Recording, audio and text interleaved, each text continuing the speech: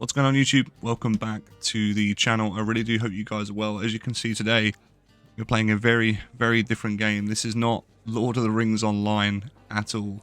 This is a very, very different. This is Dungeons and Dragons Online. This is a game that I have absolutely no experience in whatsoever. But I suppose a bit of background on me. I'm an active Lord of the Rings Online player. I've actually made content for Lord of the Rings Online for quite a while now. You can see a number of these videos on the channel. I've never touched the tabletop version of Dungeons and Dragons at all. It is, I know, sacrilege. This is a franchise I've always wanted to get into. I've always known people that have played it and had a really good time of it. I've watched multiple episodes and podcasts of Critical Role. I know that might make me a basic bitch, but I really enjoy it. But I've never had the right time, means, people around me, wants and needs to actually get into it, which is really, really sad. I'd heard about DDO quite a while. Obviously, I've known this game's been, part of our, I guess, gaming sphere for quite a while, but I've always been put off playing it purely because I don't know the rule set. I don't know much about any of the tabletop versions or whether there were any books or anything like that. Basically, my experience is Baldur's Gate 1. Baldur's Gate 3 is probably the closest I've been, which, again, I feel like a lot of people have in today's day and age. I did play Dark Alliance back in the day, but that's more of a spin-off, so probably not, that important, truthfully. I must say that coming into this game... Sorry, I'm still getting used to the clicking, obviously, as you can see. Coming into this game and having played LOTRO, everything feels very at home, right? And what I mean by that is some of these systems here, like for example the classic DDO store. Obviously it looks a very, very similar layout to LOTRO. Obviously the inventory, the character sheets and stuff are very, very different, but it's all similar keybinds, similar premise, that sort of thing. I wanted to try DDO now because I love what SSG are doing. To my understanding, these are both run by SSG. I believe SSG are owned by Daybreak. I could be wrong there. But I love what they're doing with what I would consider to be the golden nuggets of MMOs, and I'm really glad they're able to maintain them to a point where we can still enjoy them, And I believe DDO, LOTRO was, 2007? I believe DDO was 2006, so these are older games for sure, but they're so good. These are such niche little games, and when I say little, I don't mean that to belittle what the developers are doing and the players that play them. They're just hidden in a corner waiting for people to rediscover them again, and there is so much to be had here, which we're going to get into today. I guess where to start, truthfully, because in a short time that I've been playing this, I feel like I've experienced a lot. I guess the intro movie is probably the first thing, right, that jumps out to you. I really love that old school CGI, those sort of movies, the stuff that you would see in Baldur's Gate 1 or Gauntlet, if any of you remember Gauntlet. Gauntlet did a great rendition on PS2 as well, which had similar sort of graphics, which I thought was really good. And they're just generally tied to games of old, right? Games that we know from our childhoods. I'm 30 now. A lot of you guys will probably be a similar age or older if you're playing games like this, so you'll kind of understand where I'm coming from. I would say that these videos, these intro movies, they have a real sense of charm to me. They really do invoke so much happiness and a real warmth around them. That old school sort of texture really just drew me in, because I've always loved dark fantasy, knights, dragons, monster slaying. So that all just was a massive tick in my box, if that makes sense. Outside of the intro movie, you're straight onto character creation, which honestly is a blessing and a curse. This is an absolute minefield, I felt personally, in DDO, not for any bad reason at all. There is so much that can go really well and so much that can clearly go really wrong, and I've actually rolled a couple of characters myself, because what really slipped me up is not only is there an abundance of races with different racial traits, but there's also so many different feats, and you've got different paths that your character can go on, which I actually got wrong in the end, that I had to re-roll my paladin. Which I should say, I started a human paladin. I wanted something that was kind of middle of the road, that I didn't have to think too much about. I didn't want to pick a race that was really good and something that I wasn't going to use it for. So yeah, the Paladin Human is kind of where I went. I did watch a slight guide. I tried to go in blind to all of these games, but DDO just seemed impossible. I kind of wanted to watch a slight guide to at least try and get my class right.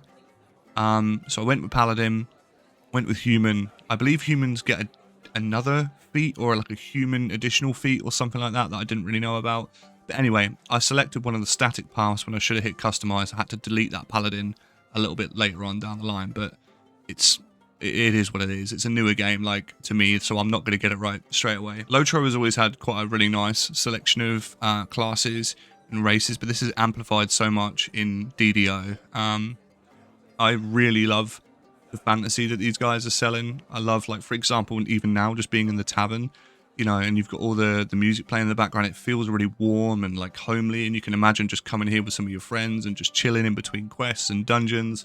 I really love what DDO is, you know, I'm really picking up what they're putting down. Outside of the systems and the character creation, the intro level that you're, of course, introduced to is, I felt, really well paced. You know, you get used to the dialogue, you get used to smashing crates, picking up items, how to equip your first weapons. It's all sort of standard stuff. But one thing I like about DDO is it shows you how to do it and gets you to do it, rather than just like, here is info dump, this is how you do things. You know, you definitely feel a bit more immersed, and that you're learning alongside a band of adventurers. And that's another thing as well. You enter a lot of these areas with a group of people, and you feel like your first, I guess, introduction or first entrance into a dungeon is with a band of people around you that have all got different skills, even though they're NPCs, but you feel like you're part of something, and I really, really like that. One thing I didn't like, I must admit, is the fact that the audio for me, it could just be my settings, but the audio for me, every time I looked away from an NPC that was talking, it would just cut out. I get that they're probably maybe going for like the whole like conal, you need to focus on who's talking, but when you're walking around or running around in the midst of chaos, it can be really, really like immersion breaking to be listening to that audio and dialogue and then just be ripped straight out of it because you can no longer hear what's going on. I'm okay with then reading it in the text box. I really don't mind. But it just felt a bit like disconnected for me. So if I remember correctly, you get out of the initial dungeon and you're given, I think it's like a mastercraft weapon. They're like orange. They've got like flame auras and stuff, which is really, really cool. It was kind of hard for me to initially work out, for someone who hasn't really played D&D or doesn't know the rule set.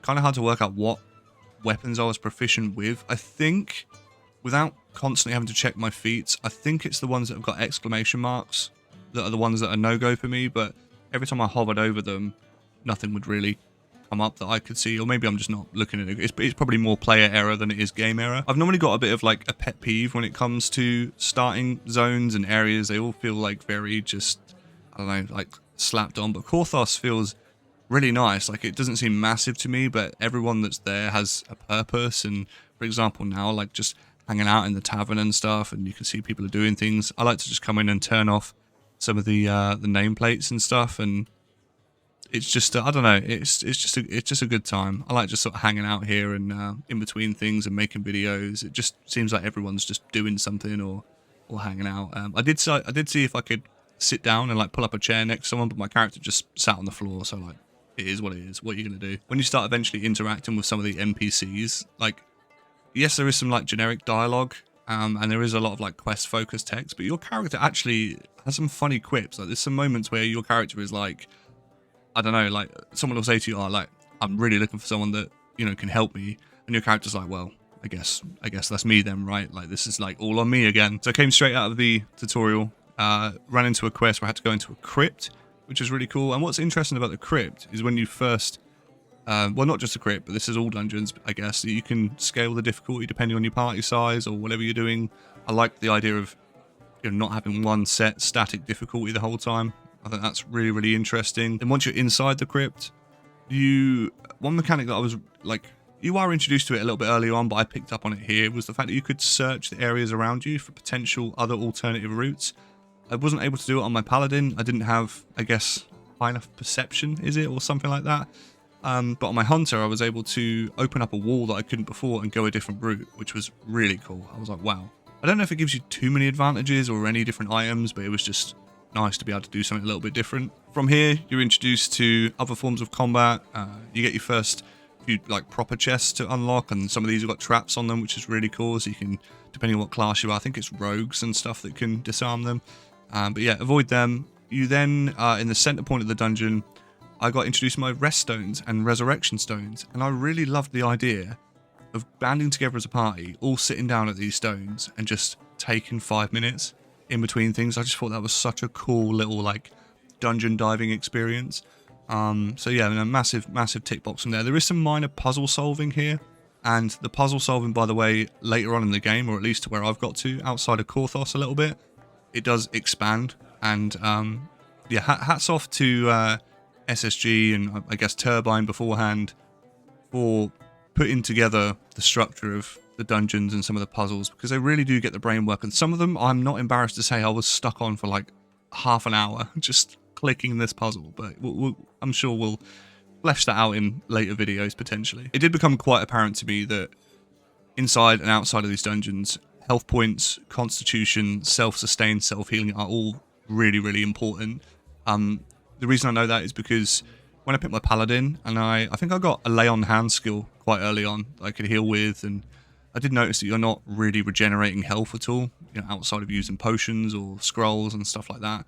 So when I picked my hunter and I didn't have any real abilities to heal myself, I was like, whoa, like I really need to be careful here, because there is a chance that, you know, early on, you don't really come across too much stuff that can really do you in like that easily, but yeah, definitely later on down the line, you can get overwhelmed quite quickly. So yeah, that's one thing I would advise newer players like me, and again, like I'm in no position to give any tips at all, but pick yourself something like a paladin or like a cleric is what I found out, because you need those heals, you really do. Just whilst we're talking about the dungeons and everything in between them, of course, we need to address the subject of combat, and I was always a bit like hit and miss coming into this game of combat. I mean, it's an older game, right? Like, I wasn't sure how it was going to run.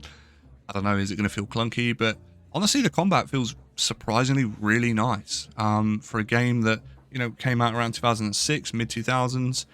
The time that I spent on my paladin combat, I must admit, it is kind of very like you're sort of flailing your sword around to begin with. Or at least it feels like that. It feels a little bit like loose and a little bit light, but I can imagine as your skills flesh out a little bit more and you're doing different things, then that will, I guess, break that a little bit. But the bow and arrow combat with my hunter, amazing. I love the class fantasy of just bow from afar, maybe sneaking, getting some crit damage. They come up close to you. I've got 2 short swords. I just whack these short swords out, boom, and then you can finish them off. I love that. I love that kind of like combination. And I think I'm really impressed with the flexibility this game can give you in terms of if you're looking for sheer class fantasy and you're not worried about like meta builds and all that stuff, this is the game for you, because there is just so much you can do. So the furthest point that I've got, I'm outside of Korthos village now. I'm doing some of the more like open worldy stuff, but in DDO, at least it seems to me, it's not fully open world. You still go into an instance. I guess the idea is that you bring a party of travelers with you, then go into the instance, which has got other objectives and mini instances in them, which, to be honest, I'm actually quite a fan of, because there's nothing more immersion breaking than, you know, you're going about your quest and getting involved in storylines and puzzles, and then some other randomers just jumping in front of you or flying a mount into your head and stuff like that. So I really don't mind. DDO seems less MMO-like than Lord of the Rings Online, but I'm really not like fussed about that. I really like the fact that it's different. And again, you're listening to someone who's played like 0.001% of the game. So this, you know, full disclosure, this is just a very early first impressions. You know, this isn't going to be like a full fleshed out review. I mean, I'm in no position to give anyone tips on how to play the game or what the most effective way to play your class is. That's not what this video is. To tie up this kind of like mini thoughts-ish video, I love the fact that some of the instance dungeons inside the main instance, without that getting confusing, I love the fact that they've got their own story arcs, got their own puzzles, they've got their own NPCs. I guess it's not spoilers because you guys, I mean, you've had ample opportunity to play this game, but you know, there is a dungeon where you're solving puzzles and you enter this like, I guess he's like a warforged creator, or he's like an arcane wizard or something, and he's got like a warforged companion, and you like break his like magic barrier by solving these puzzles, and the reason the magic barrier is there is to stop the Sahawagin getting in, and he's like fuming. He's like, oh my god, like what are you doing? Like, you've killed all of my robots, you've like solved my puzzles, you broke down my barriers, and they're there to protect me, and then you have to like help protect him again. I thought that was really ironic and really funny, but this is a game I'll definitely continue to play. I love the fact that it's different from LOTRO, but I can still also take out of LOTRO what I love. Like, this will continue to be, you know, a channel focused on Lord of the Rings Online, but I would really like to introduce Dungeons and Dragons online content as well, just to kind of mix things up for me and also keep it interesting. Too much of anything can make things go stale. So yeah, if you guys enjoyed, let me know. If you've played DDO, let me know your thoughts. I'm sure there are some long-time veteran players out there that's going to correct or shit on everything that I've just said, which is fine. This is the gaming space, right? This is where we're at. But yeah, if you guys did enjoy, leave a like, subscribe, and I'll see you in the next one.